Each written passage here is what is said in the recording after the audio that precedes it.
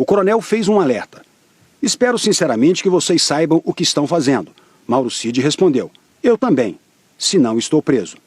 A decisão de Moraes cita ainda que no dia 1º de novembro, 2 dias após a vitória de Lula, Mauro Cid conversou com o coronel do Exército Bernardo Romão Correia Neto, à época assistente do comandante militar do Sul.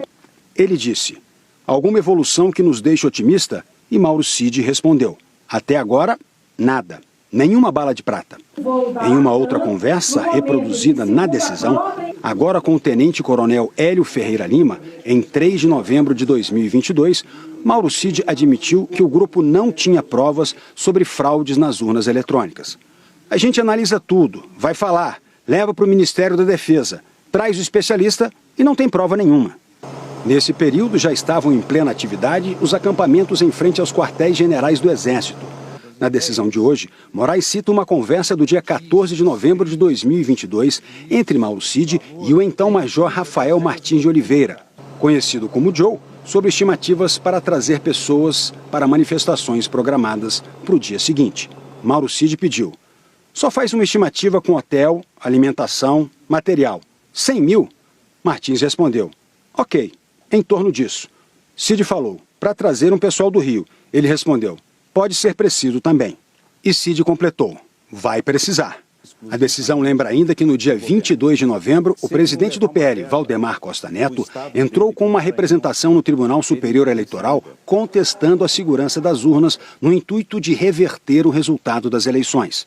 Segundo a PF, a estratégia adotada teve a finalidade de servir de fundamento para a tentativa de execução do golpe de Estado que estava em curso desde novembro de 2022. A Polícia Federal destacou ainda que o coronel do Exército, Bernardo Romão Correia Neto, organizou uma reunião em Brasília no dia 28 de novembro de 2022, com a presença dos oficiais com formação em forças especiais, assistentes dos generais supostamente aliados na execução do golpe. Os diálogos encontrados no celular de Mauro Cid demonstram que Correia Neto intermediou o convite para a reunião e selecionou apenas os militares formados no curso de forças especiais, kids pretos, o que demonstra planejamento minucioso para utilizar contra o próprio Estado brasileiro as técnicas militares para a consumação do golpe de Estado.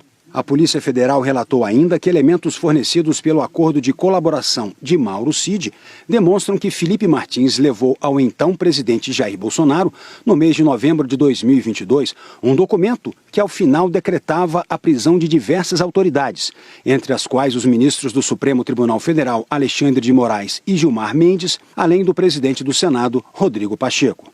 Na decisão, o ministro destacou que no dia 9 de dezembro de 2022, mensagens encaminhadas por Mauro Cid para o general Freire Gomes sinalizam que o então presidente Jair Messias Bolsonaro estava redigindo e ajustando o decreto e já buscando o respaldo do general Estevam Teófilo Gaspar de Oliveira, tudo a demonstrar que atos executórios para um golpe de Estado estavam em andamento. Ele enxugou o decreto, né? Aqueles considerandos que o senhor viu e enxugou o decreto. Fez um decreto muito mais resumido, né? E o que ele comentou de falar com o general Teófilo, na verdade, ele quer conversar. Os investigadores narraram que a minuta aprovada por Bolsonaro manteve a determinação de prisão do ministro Alexandre de Moraes e a realização de novas eleições. Nesse sentido, de acordo com a PF, era relevante para os investigados monitorarem o ministro Alexandre de Moraes para executarem a pretendida ordem de prisão em caso de consumação do golpe.